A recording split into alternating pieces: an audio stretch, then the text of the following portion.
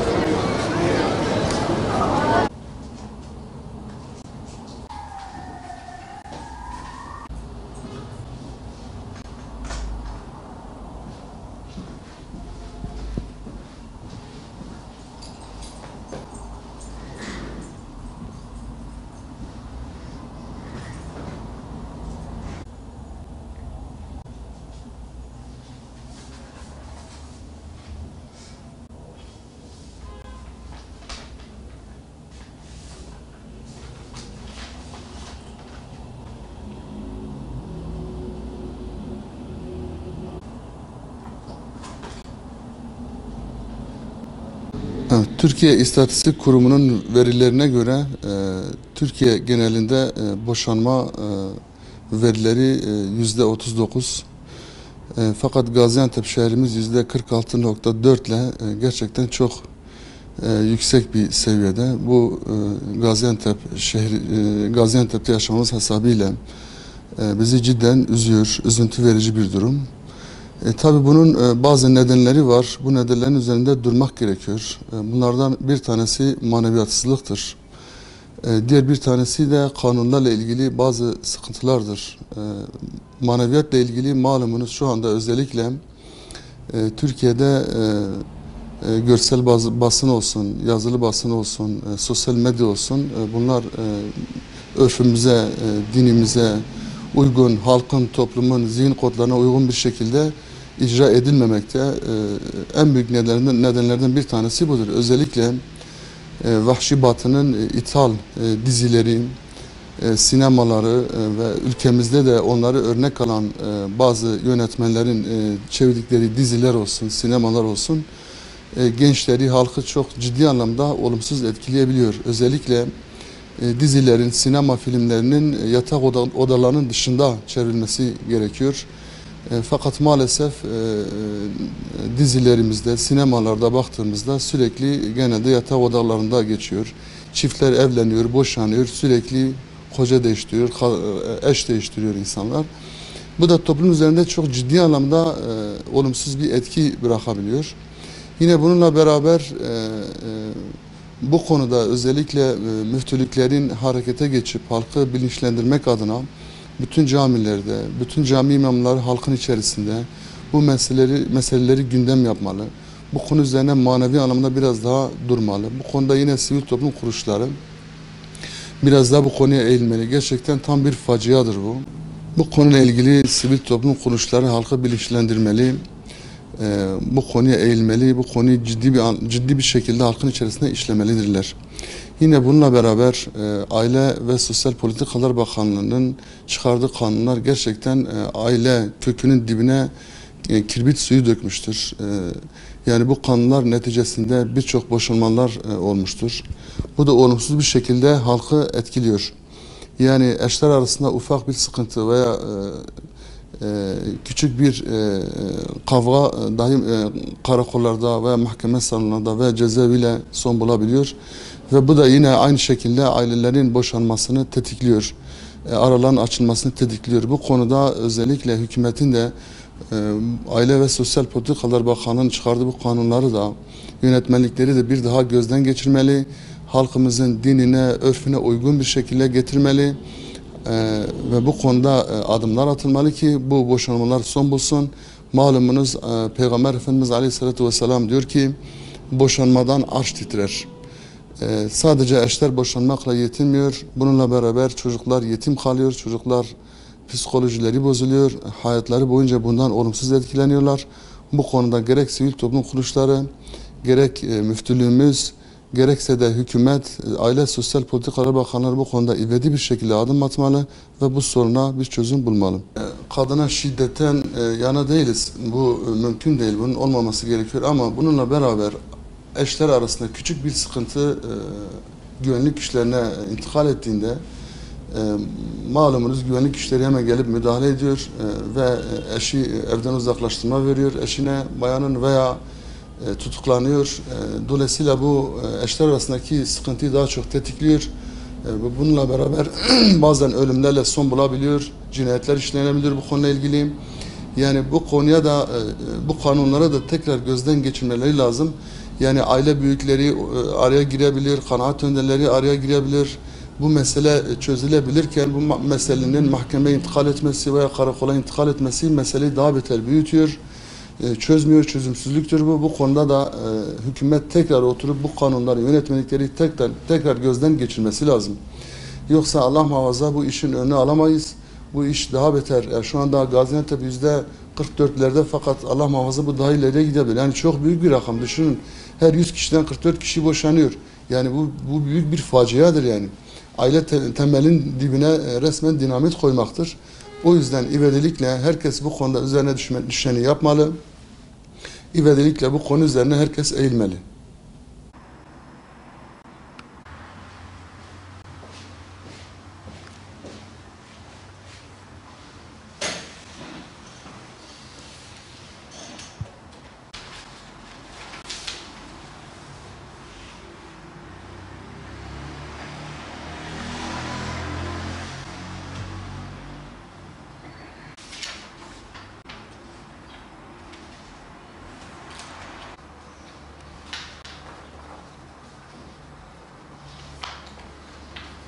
Şimdi tabii evlilik hem dini açıdan hem de gelenek ve göreneklerimize göre kutsal bir müessese ve duygusal zemini yoğun olarak yaşandığı bir müessese. Son zamanlarda boşanma oranlarının artışı, buna karşılık evlilik oranlarının da azalması bize modern hayatın getirmiş olduğu bir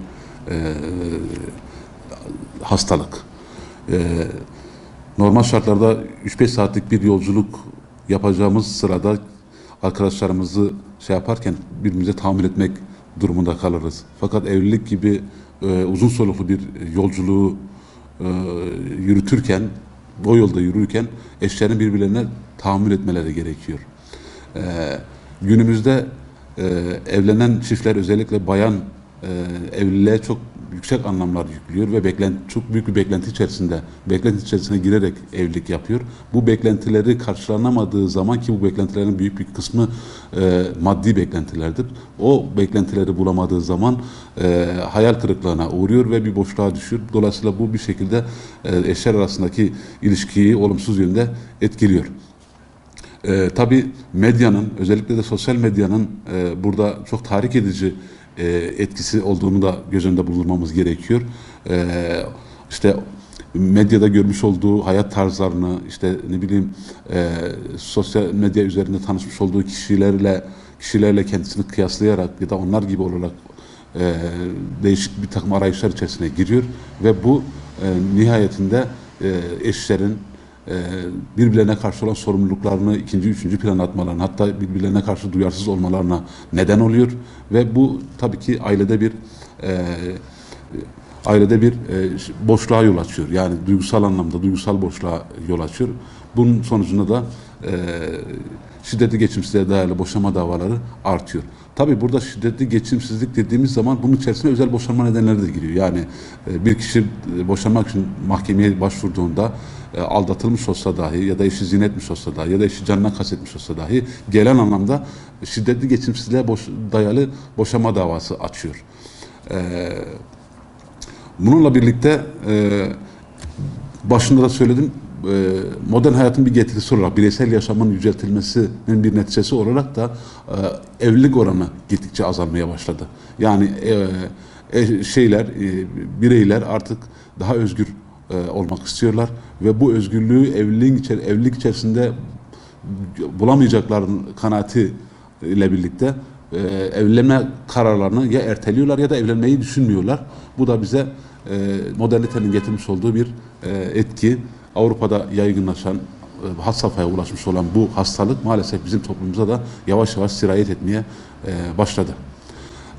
Burada hani ne tür tavsiyelerde bulunulabilir? Her şeyden önce evliliğin bir sabır işi olduğunu, evliliğin birbirine katlanma, sadakat yükünü getirdiği, aslında yük de değil, bunu insan sonuçta bir arada yaşadığınız insana duyduğunuz ahd ve vefa bunun gerektirir. Çocukların olması ayrı bir şey evlilik içerisinde. Evliliği daha da muhkemleştirir çocukların varlığı. Hele hele evin içerisinde dini bir atmosfer varsa bu evliliği daha da böyle şey kılar, güçlü kılar. Dolayısıyla burada bir maneviyat eksikliğinin etkisi var boşanmalarda. 2, tahammülsüzlük. 3, işte maddi beklenti, bu beklentilerinin karşılanmamış olması gibi faktörler evlilik birliğini yıkan etkenler olarak sıralayabiliriz. Boşanmayı gerçekten imkansız kılan bazı durumlar vardır ve bu durumda boşanma gerçekleşir. Nitekim boşanma Allah'ın işte sevmediği helallerden birisidir. Ama hiç zorunlu olmadığı halde ufak tefek nedenlerden dolayı demin saymış olduğum işte maddi beklenti, ondan sonra tahammülsüzlük gibi psikolojik ve ahlaki etkenler genelde boşanma davalarının açılmasına neden oluyor.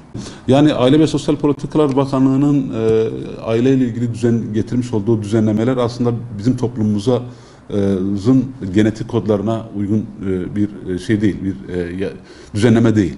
Yani tamamen Avrupa Birliği ülkelerinin yaşam tarzı, gelenekle yaşam tarzı, yaşam biçimleri ve sosyal algılarının eseri olan yasaları getirip bizim toplumumuza işte toplumsal ruhunda yoğun olarak İslam'ın etkin olduğu topluma şey yapıldığında bu tür dediğiniz gibi olumsuzluklar ortaya çıkabiliyor. Her şeyden önce bizim toplum olarak birbirimize karşı olan ilişkilerimiz, aile bağlarımız, aileye yüklemiş olduğumuz anlam, kadına ve erkeğe yüklemiş olduğumuz anlam farklı. Avrupa'nın aynı şekilde kadına, erkeğe ve evlilik meselesine yüklemiş olduğu anlam farklıdır. Dolayısıyla Avrupa Birliği'nin Avrupa toplumunun aile yapısına uygun olan ama bizim toplumumuza hiçbir şekilde uygun olmayan, yabancı olan kanunların ithal edilerek bizim topluma aplike edilmesi, uygulanması tamamen bir sosyal bunalımı doğurur.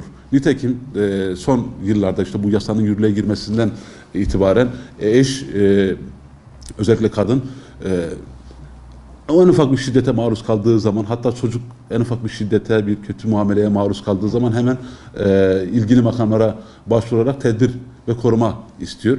Bu tabii ki aile meselesine ne faydası var mı? Bir yerde var ama daha çok da zararı var. Çünkü aile meselesi duygusal bir zeminde ilerleyen bir müessese, bu duygusallığı ortadan kaldırmış oluyorsunuz. Yani aileyi bir şirkete dönüştürmüş oluyorsunuz. Tamamen rasyonel kuralların egemen olduğu bir haneye, bir eve, bir yapıya dönüştürmüş oluyorsunuz. Bu da artık evlilikteki o sadakat, sevgi, işte ne bileyim bağlılık, hoşgörü ortamını tamamen ortadan kaldırıyor yani. Evliliğin içerisine bir takım somut kurallar koyduğunuz zaman orada herkes hani bir şey gibi olur, pansiyona dönüşmüş olur bir anlamda orası ya da bir yurta dönüşmüş olur. Oysa evlilik meselesi çok farklıdır. Dolayısıyla Aile ve Sosyal Politikalar Bakanlığı Türk toplumunun ya da toplumumuzun aile yapısını derinden incelemeden böyle bir düzenlemeyi, böyle bir kanun ithalini yapması hiç de isabetli değil. Nitekim sonuçları ortada. Bundan dolayı işte eşler uzaklaştırma alıyor. İşte uzaklaştırma aldığı zaman, evde uzak kaldığı zaman artık adam boşanmayı düşünmeye başlıyor yani. Yani araya çünkü devletin eli, o soğuk eli girdiği zaman, yasaların o hükmedici buyuran şey girdiği zaman, etkisi girdiği zaman evlilik meselesindeki o duygusal hava, duygusal atmosfer yok olup gidiyor.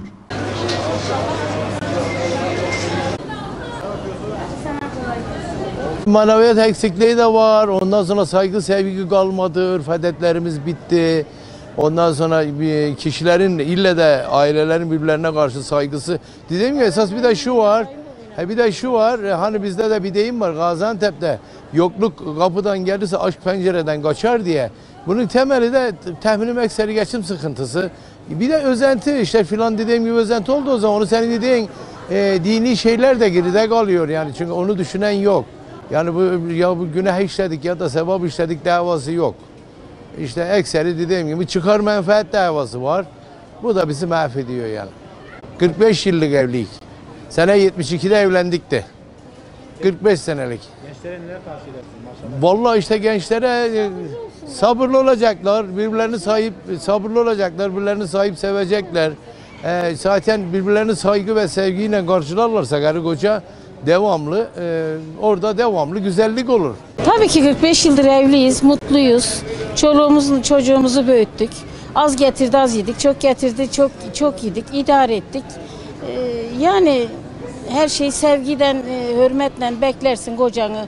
Şimdi ben şu daireyi isterim, ben bunu isterim, şunu ister. İşte bir yarış başladı. Gençlerimiz idare etmiyorlar, sabırlı değiller. Yani zor.